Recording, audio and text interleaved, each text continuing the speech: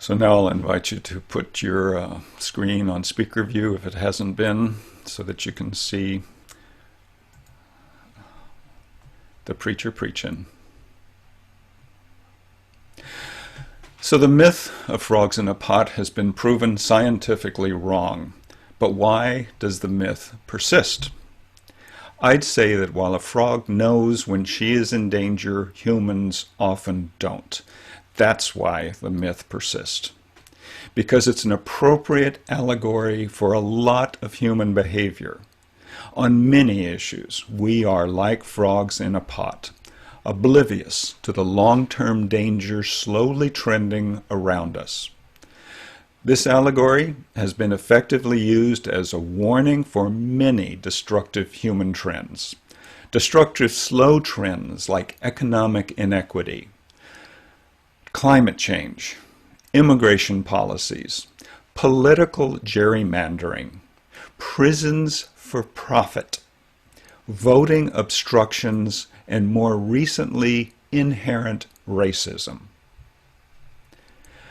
But prior to our pandemic, while we mentally acknowledged that our world, our country, and our systems were trending in a direction we did not like, we academically put those dangers in the category of complex, wicked problems that were too difficult to comprehend, difficult to fully understand, and we thought perhaps unfixable. And what can one person do anyway? What could you do to solve such wicked, complex problems? Prior to COVID-19, our dangers were known, but most of these problems didn't affect me. Now, I know I've been talking and writing a lot recently about COVID-19, and I'm tired of it, and likely you are as well. I know there is an inherent desire to return to a state of comfort, a state of normal. But I can't stop talking about COVID because I believe we're living in a prophetic, transformative time. Why did COVID-19 upend the world so much when all the other long-term dangers had little to no effect on us? Why are we upset and outraged and protesting now? Why are so many people on the edge of despair now? I say because COVID-19 has impacted every one of you personally. Every one of you has had your life abruptly impacted, and not in a way that you asked for. Prior to our pandemic, each of us could ignore the rising water temperature of our immersion, but now we cannot. COVID didn't just reveal that we are like frogs in a pot, obliviously immersed in comfortable, warming water. No. COVID dumped the pot out, and we are flopping around on the kitchen floor wondering what the hell just happened. We are out of our element. We are on the kitchen floor, shocked and dismayed, wondering what to do. It's no wonder that people want to rush into reviving our economy. It is no surprise that politicians ignore science and health officials to lift restrictions. It's no wonder that people want to go to bars and restaurants. Many people want to put the pot back on the stove, want to fill it with water, and want all of us to climb in and resume our routines. But there's this problem of the virus, and it isn't going away. The frogs are getting sick and dying before they can be returned to the pot. I heard this on a Dutch detective series that I've been watching titled Professor T this week. Our hero says this: a person who only looks to the past has their back to the future. If you only yearn to return to normal, you'll lose your opportunity to change things. I have concluded something which I have resisted for months. Since March, I denied what was happening all around me. Now, what is my conclusion? This is not going to end. COVID-19 is forever changing the way we gather, changing the way we shop, changing the way we travel, our social contacts, the economy, hospitals, healthcare, and we have little idea of what schools will look like in the future. COVID has forever changed most aspects of our former lives.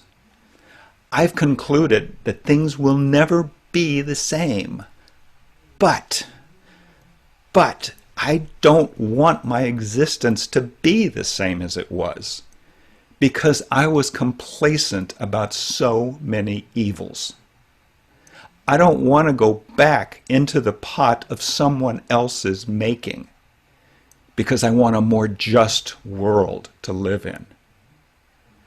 I believe this is not going to end, but it will evolve. Life forms that don't evolve to a change in an environment become extinct. Life forms that don't adapt to a change in environment become extinct. We are doomed if we try and recreate the past. We are doomed if we don't adapt and evolve to a post-COVID world. Our pot has been turned upside down, and now you must decide what to do. I used to think that over time racism would go away. I figured that over time each generation would become more tolerant, more accepting, and as people of color interfaced more and more with white people, that racism would fade away.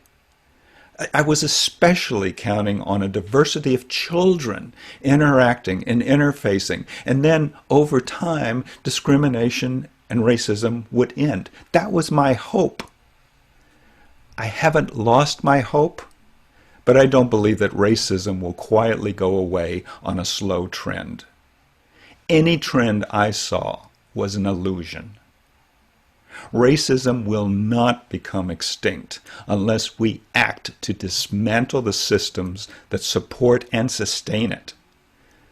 The systems all revealed to us during our pandemic.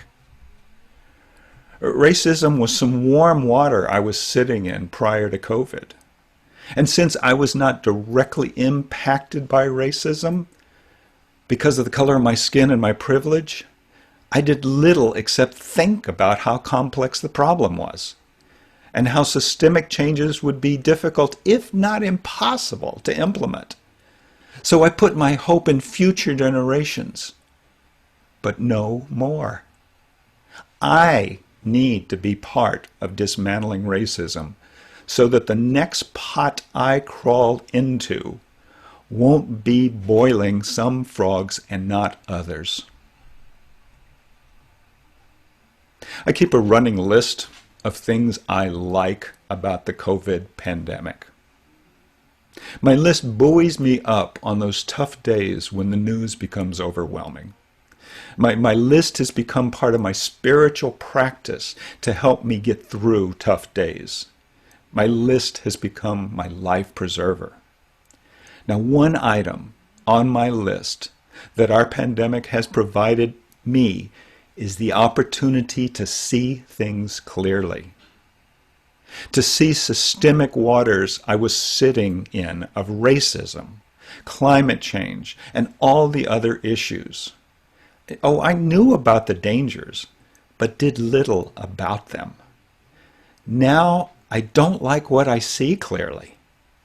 I don't like this pandemic, but it has revealed so much about me, about us, and how we've been complacent in just accepting things the way they were, and how I repeated myself with resignation, what can one person do anyway?